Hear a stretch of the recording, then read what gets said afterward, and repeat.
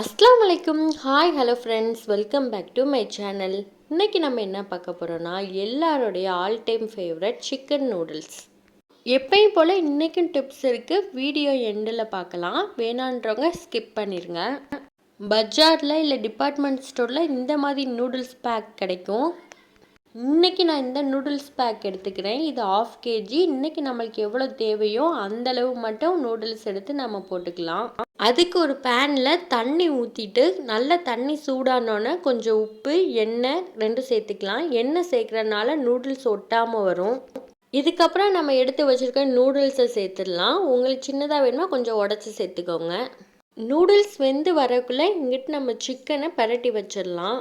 நூடுல்ஸ்க்கு chicken இந்த மாதிரி போன்லெஸ்ஸாக எடுத்துக்கோங்க. போனோட வேணாம், போன்லெஸ்ஸாக இந்த மாதிரி குட்டி குட்டி பீஸாக கட் பண்ணி நல்லா க்ளீன் பண்ணி வச்சுருக்கேன். நீங்கள் சண்டே சிக்கன் எடுக்கிறப்ப கூட இந்த மாதிரி போன்லெஸ் சிக்கனை தனியாக எடுத்து வச்சுட்டு ஈவினிங் கூட இந்த மாதிரி ஸ்நாக்ஸ் நூடுல்ஸ் செஞ்சு கொடுக்கலாம்.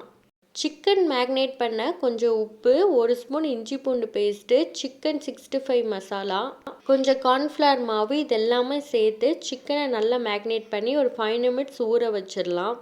சிக்கன் நூடுல்ஸில் இந்த மாதிரி சிக்கனை 65ஆகவும் சேர்க்கலாம், இல்லை ஒயிட் சிக்கனாகவும் சேர்க்கலாம்.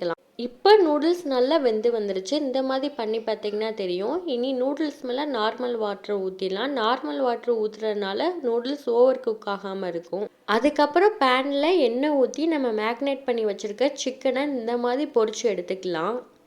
இதுக்கப்புறம் நூடுல்ஸ் பண்ண எல்லாமே ரெடியாக இருக்குது. அடுத்து நூடுல்ஸ் பண்ணிடலாம். ஒரு பேனில் எண்ணெய் ஊற்றிக்கலாம். இந்த எண்ணெய் நல்லெண்ணெய் இந்த மாதிரி எதுவும் ஊற்றாமல் ரைஸ் பிராண்ட் ஆயில் ஊற்றுங்க. அப்போ தான் ஃப்ளேவர் இல்லாமல் இருக்கும். இன்றைக்கி நான் 2 முட்டை போட்டிருக்கேன். இந்த 2 முட்டையும் நல்லா பொரிச்சு எடுத்துக்கலாம். இதுக்கப்புறம் நான் ஒரு பெரிய வெங்காயத்தை நீல வாக்கில் நறுக்கி வச்சுருக்கேன். அதையும் சேர்த்து வதக்கிடலாம். நீங்கள் நூடுல்ஸ் செய்கிறப்ப காய்கறியை எப்போயுமே நீல வாக்கில் தான் நறுக்கி வச்சுக்கணும். அப்போ தான் நல்லாயிருக்கும். வெங்காயம் சேர்த்ததுக்கப்புறம் இன்றைக்கி நீல வாக்கில் நறுக்கினா கேரட் சேர்த்துக்கலாம். அதுக்கடுத்து கேப்சிகமையும் நீல வாக்கில் நறுக்கி வச்சுருக்கேன். அதையும் நம்ம சேர்த்து நல்லா வதக்கிடலாம். அப்புறம் நம்ம வேக வச்சுருக்க நூடுல்ஸை சேர்த்துடலாம். ஆல்ரெடி நூடுல்ஸ் வேகிறப்ப நம்ம உப்பு சேர்த்துருக்கோம். இனி நம்ம காய்கறிக்கும் உப்பு சேர்க்குறப்ப பார்த்து சேர்த்துக்கலாம். இதுக்கப்புறம் நம்ம பொரிச்சு வச்சுருக்க சிக்கன் 65 சேர்த்து ஒன்றா சேர்த்து வதக்கி விட்டலாம். இதுக்கப்புறம் நம்ம டொமேட்டோ சாஸ் 5 ஸ்பூன் சேர்த்துக்கலாம். சில்லி சாஸ் 2 ஸ்பூன் சேர்த்துக்கலாம். சோயா சாஸ் ஒரு 4 ஸ்பூன் சேர்த்துக்கலாம். சோயா சாஸ் தான் நூடுல்ஸோட முக்கியமான இன்க்ரீடியன்ட், அதுதான் ஃப்ளேவர் கொடுக்கும். இனி இது எல்லாமே நல்லா மிக்ஸ் ஆகி வதக்கி விட்டுறலாம். சாஸ்லேயும் உப்பு இருக்கும். ஸோ நீங்கள் அதிக அளவு உப்பு முதல்ல சேர்த்துடாமல் ஃபைனலில் எந்த அளவுக்கு உப்பு வேணுமோ பார்த்து சேர்த்துக்கோங்க. லாஸ்ட்டாக ஒயிட் பேப்பர் பொடி இருந்தால் சேர்த்துக்கோங்க. என்கிட்ட இன்றைக்கி நார்மல் பேப்பர் பொடி தான் இருந்துச்சு, அதை லைட்டாக சேர்த்துக்கிறேன். எல்லாம் சேர்த்து இனி நல்லா வதக்கி விட்டுறலாம். ஃபைனலாக வேறு பிளேட்டுக்கு மாற்றி சர்வ் பண்ணிங்கன்னா எல்லாரோட ஆல் டைம் ஃபேவரட் எம்மி ஸ்பைஸியாக நம்மளோட சிக்கன் நூடுல்ஸ் ரெடி. இதை ஹோட்டலில் போய் வாங்குறப்ப ரொம்ப அன்ஹெல்த்தியாக இருக்கும். வீட்லேயே நம்ம குழந்தைங்களுக்கு செஞ்சு கொடுக்குறப்ப ரொம்ப ஹெல்த்தியாகவும் ரொம்ப சுத்தமாகவும் செஞ்சு கொடுப்போம். ஸோ நீங்களும் உங்கள் குழந்தைங்களுக்கு வீட்லேயே நூடுல்ஸ் செஞ்சு கொடுங்க. இந்த வீடியோ உங்களுக்கு பிடிச்சிருக்குன்னு நம்புகிறேன்.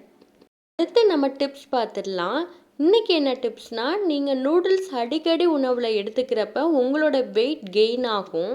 உங்களுக்கு பெல்லி வரவும் சான்ஸ் இருக்குது. அதனால நீங்கள் நூடுல்ஸுன்றதை சூஸ் பண்ணுறப்ப வீட் நூடுல்ஸ், மில்லட் நூடுல்ஸ்னு எடுத்து சாப்பிட்றப்ப அது ஹெல்த்தியாகவும் இருக்கும்.